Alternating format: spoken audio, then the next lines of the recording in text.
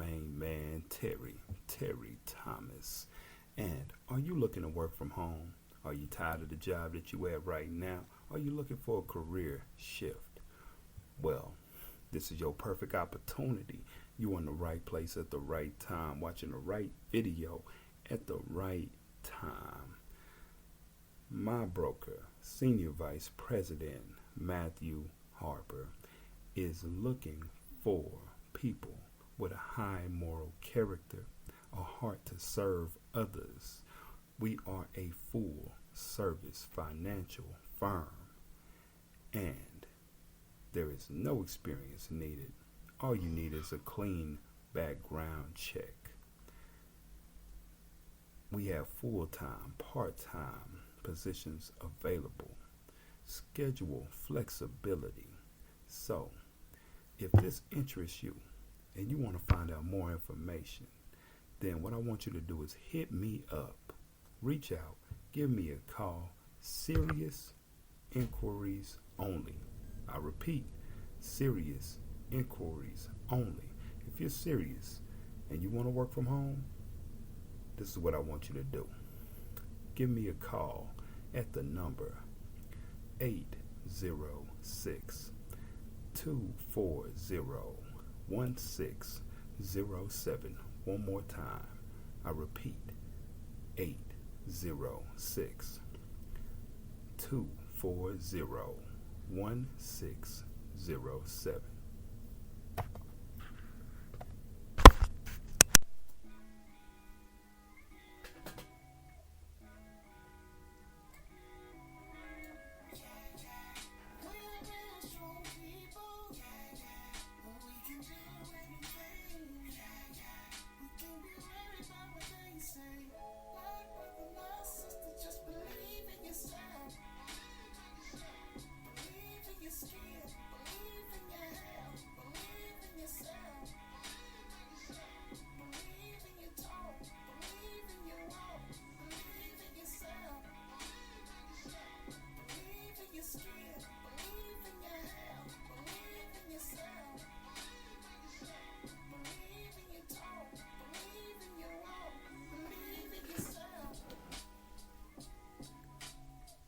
Hello.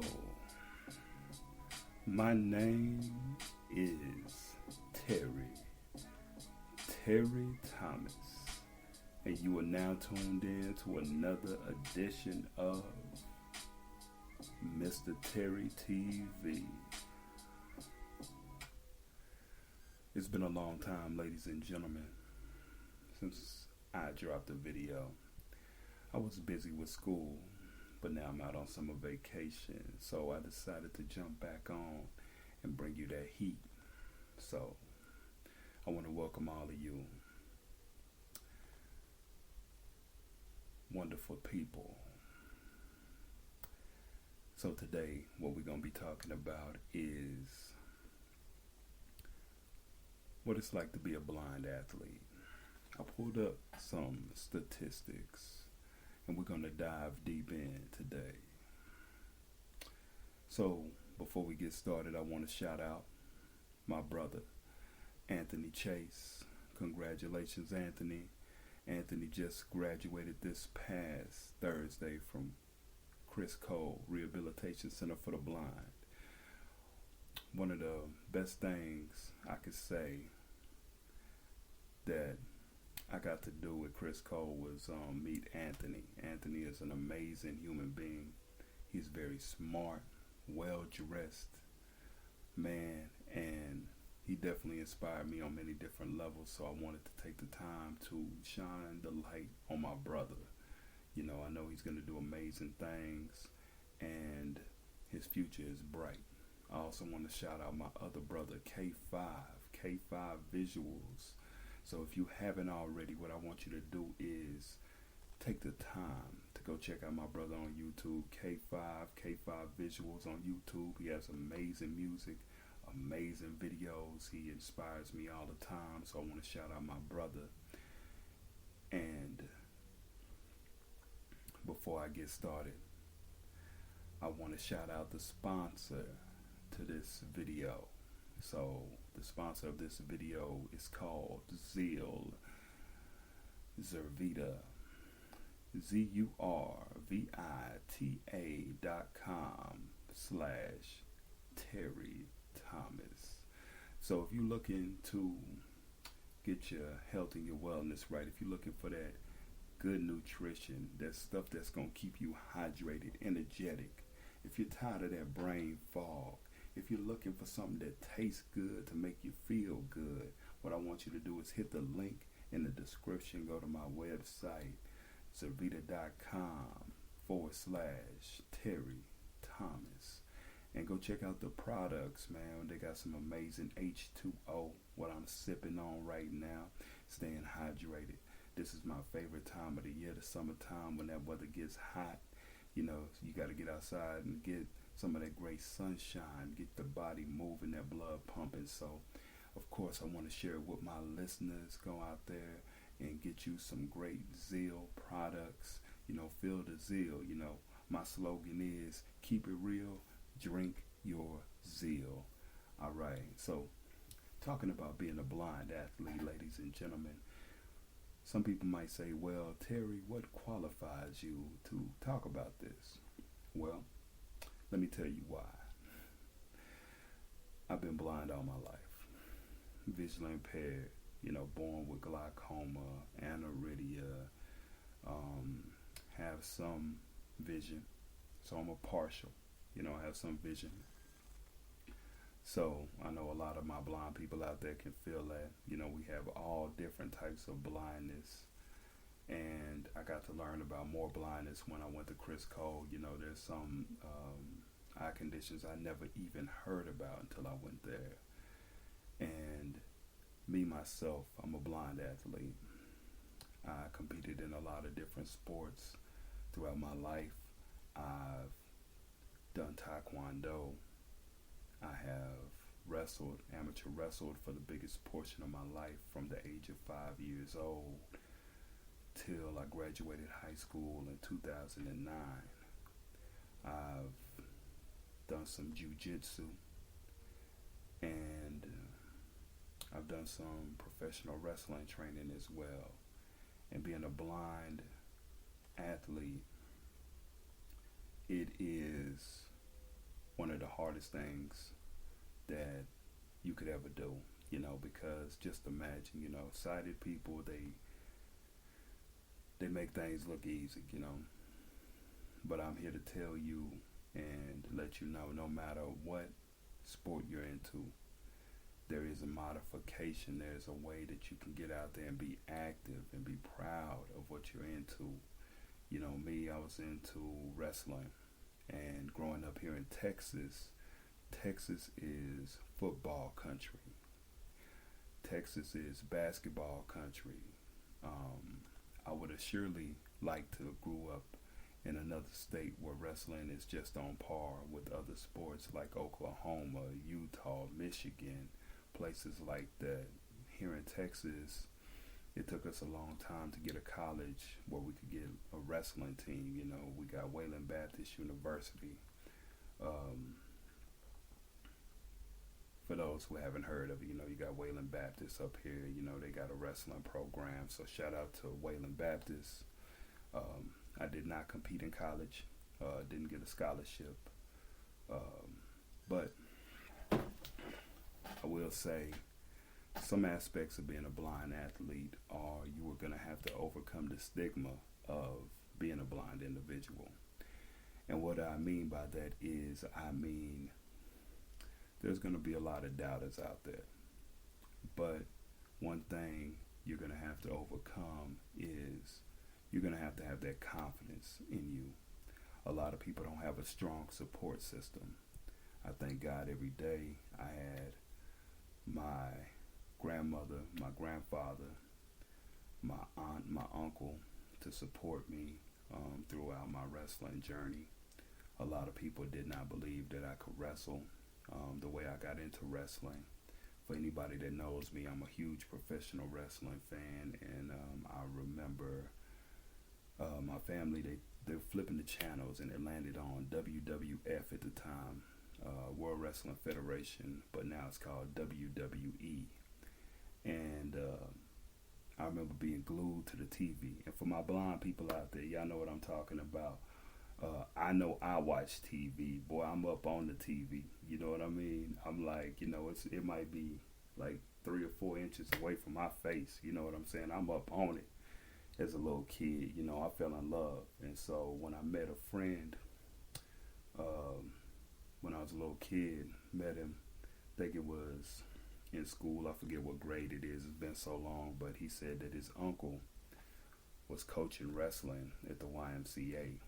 And I went down there and I met my mentor, one of my best friends at the time, my wrestling coach. His name was Rip Evers, former professional wrestler. You can Google him right now. His wrestling name, his professional wrestling name was Rip the Profile Hawk, one of the best bad guys in the professional wrestling business. Him and his tag team partner, Swede Hansen, they're in the book of the 100 greatest tag teams in professional wrestling.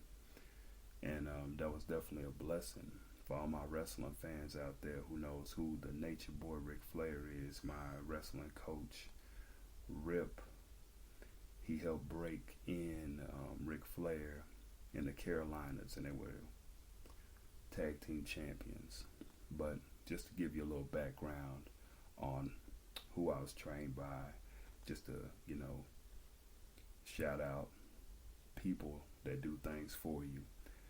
And when I went down there, you had other kids, and never having wrestling training a day in my life, I had the unique God-given ability to be able to see something with the limited vision I have and do it. I'm thankful for that ability. And I'm sure a lot of y'all have that ability as well, the people that are listening to me within the sound of my voice right now. So I was very good at it. My first wrestling tournament I went to, I won. First wrestling match I won. Thank God, a lot of people can't say that. And coming up in wrestling, I was very strong. God-given agility, ability, and strength. And sometimes I was big for my age, so when I wrestled, some kids, once there was nobody for me to wrestle, I would wrestle grown men. I'd be out there wrestling with people older than me, stronger than me. And I'm not ashamed to admit it. I did get beat. I've got thrown around, beat, but then it made me stronger. That saying, iron sharpens iron. And, I think it made me better for that. Made me better. And one thing you're going to have to overcome being a blind athlete is the naysayers. Like, whether you have coaches or teammates, people that think that you're getting it easy because you're blind. Like somebody's going to take pity on you. One of the greatest things my grandmother said to me was, Terry, you're going to have to prove that you're better. You're going to have to work harder. You're going to have to go out there and prove that you deserve to be there, because no one's going to take pity on you because you're blind, because you're visually impaired. They're not going to lay down, and they're not going to let you win. They're not going to be like, hey, poor little blind boy, let him win. No, that didn't happen. So I thank my grandmother to this day, for giving me that intestinal fortitude to push beyond my limits and be the best version of myself I can on and off the mat. And that's what I want to inspire you guys out there to do. Be the best version of yourself. And going into this, giving you a little background, I've encountered jealous teammates. I've encountered people to say, oh, Terry, the reason why you beat me is because in wrestling, for blind people out there, they got this thing called touch start. It's where you take one hand, and you pretty much are touching your opponent's palms. You got one hand up, one hand down. Now, mind you, like I said, I have partial vision. So a lot of times when I wrestled, I did not wrestle with touch start. You know, I wanted to beat people on their level. And there's nothing more empowering. I don't know about you guys. Y'all can answer this in the comments, but there's nothing more impactful, nothing more that'll give you that burst of adrenaline than beating a sighted person at their game on a level playing field. You know, where you go for what you know and they go for what they know, and you beat them. And a lot of people feel like just because you're blind or you have a visual impairment that you're not supposed to be as good as they are because you got something quote unquote wrong with you. So you know, a lot of times when I would show up, to give you an example, I would show up to a wrestling event with my wrestling teammates, and somebody would come up from the other team and they would say, "Hey, you're Terry, right?" And I say, "Yeah." Now, mind you, at this time, like I said, I was a kid and I didn't carry a cane. I know, shame on me, right? I didn't carry a cane, so I was getting around with the little bit of vision I could. But you know, you could look at my eyes, and my eyes constantly move, and you could tell, you know, that there's something there. You know, there's something wrong with me there. So they'll be like, "Hey, you're the blind wrestler, right?" And then they start high five, and then they be like, "Oh yeah, it's gonna be an easy night," until we got on the mat. And then I'd whoop them like a government mule. You know what I mean? I'd whoop them. You know, I beat them, make them look bad. You know, throw them around. You know, give them the worst beating they ever had. You know what I mean? Send them home with the tail tucked between their legs. You know what I'm saying? So, and everybody would be in awe. You know, a blind person beating up out wrestling somebody, out competing against somebody. So I like that. You know, that gives me no more better satisfaction. There's no feeling in the world better than, you know, overcoming stereotypes, I would say. But being a blind athlete is not all sunshine and rainbows. Other than having to work harder than your peers, and earning respect that you deserve, you may encounter injuries. I have encountered, injuries. I would say my junior year, might have been my sophomore, junior year, I tore my knee up. I was wrestling with one of my opponents, me and this guy. I'm in a heavyweight weight class, and this is from 230 pounds to 275 pounds. So we some big boys. We over there wrestling, and we locked up, and I'm finna go. I got him up in the air, finna suplex this boy, and he came down. He landed on top of me. My leg went behind me. I tore my knee up. I'm talking about I tore my ACL, my MCL, my meniscus. And to be honest with you, some people would be like, "Terry, did you stop wrestling?" I did have to have surgery and everything like that, but wrestling's what I love, so I was right back at it, as soon as I could. Went through physical therapy and everything, got back in there as soon as I could. So don't be afraid of getting hurt. If it's something you love to do, then you're going to make the best out of it. That's what I say. So let me share with y'all guys some of these statistics, and what I want y'all guys to do in the comment section is comment. Tell me, what are y'all's favorite sports? If you're a blind athlete, let me know what sport you played, or let me know if this video inspires you to go out there and try some sports. Let me pull this up real quick. So I'm going to turn this talk back on for my blind, visually impaired people, so we can listen to talk back, read these statistics. Talk back on. Google. 64%. Blind and visually impaired athletes are classified into 3 categories: B1, B2, and B3 based on their visual impairment level. Window Google. Classification. Double tap. Bullet. 1 of B1. The majority of registered blind athletes are male. No light perception or very poor vision. 1 of 3. AI over. No light perception or very poor vision. AI overview. AI over. AI overview. Heading to. AI overview. No light perception or bullet. B2. Poor. B2. Poor. Bullet. B3. Partially.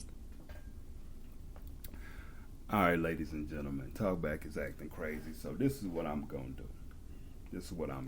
I'm going to read it to you myself. Talkback off. You know, this is just an example that technology is not perfect. Technology is only good when it works. So check it out. These are the classifications for blindness, right? You got B1. No light perception or very poor vision. I think I would be considered B1, you know. You got B2. Poor to partially sighted. Or B3. Partially sighted. All right. Now, you got regional trends. In 2019, Western Europe had the highest number of registered athletes according to IBSA-ISAS.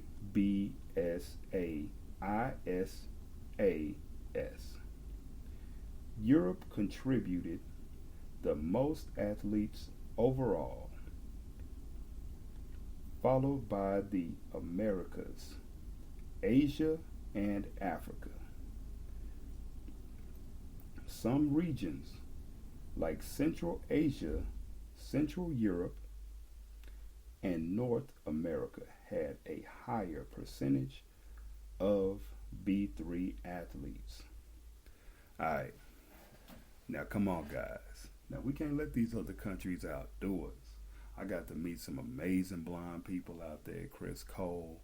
I found out about some blind sports like beat ball, and I can't remember the other one, but I know there's other blind sports out there and stuff like that. I never imagined that you could play baseball as a blind person. So I know that's what beat ball is all about. So just imagine that, how empowering that is. I got to meet an amazing instructor that played beat ball. Drew.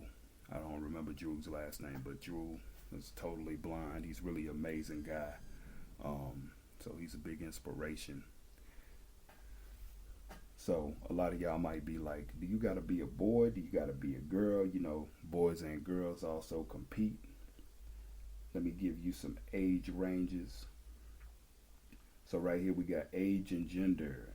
A significant number of athletes fall within the age ranges of 20 to 40. Now, even though I've met some younger athletes, younger than this, like I said, I competed at 5 years old, knew what I wanted to do. Don't let your age, stop you from going out there. You got adult competitors out there.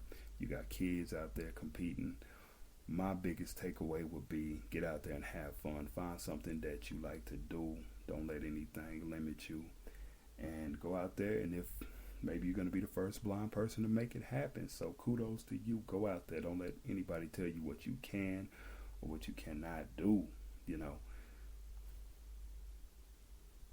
It says, while males are generally more numerous, the gender ratio varies across regions, with some areas showing a higher female participation. A recent survey of USABA members revealed that 57% went on to higher education, which is more than double the national average for visually impaired peers. Now, see, that's amazing right there. So, ultimately, with this video, I just wanted to give y'all a little bit of my background. I appreciate y'all rocking with me this far, listening. Wanted to tell you a little bit of my story, and hopefully this video can inspire you to go out there and be more active. Go find something that you're interested in. So what I want you to do in the comments section, tell me what part of this was your favorite. Let me know if you're a blind athlete, or if you're going to try a sport. Let me know what's your favorite sport. Let's get some dialogue. Let me know in the comments section what other kind of videos you want to see. Let me know. I'm here to grow this channel, here to bring, unite our community. And I'll say one thing that I've learned throughout this whole YouTube journey is no matter what your views are, we all have our own personal stories. A lot of times people get a reputation for speaking out against certain things, which I have. This YouTube journey has opened my eyes to a lot of things. So I'm going to let you know what I stand for, what I'm about. I'm 10 toes down for this thing. I love the blind community, and I'm going to ride for those who ride for me. I'm going to speak love and light to those people that support me, and I want y'all guys to do the same. So you may not agree with my views on everything, but one thing about it is I want to provoke thought. I want to help you think for yourself and enlighten others. So, like always, like I say every time, I wish you health, wealth, and I want you to protect yourself. Until next time, you are now watching MR.TerryTV, and I'm your gracious host, Terry Thomas.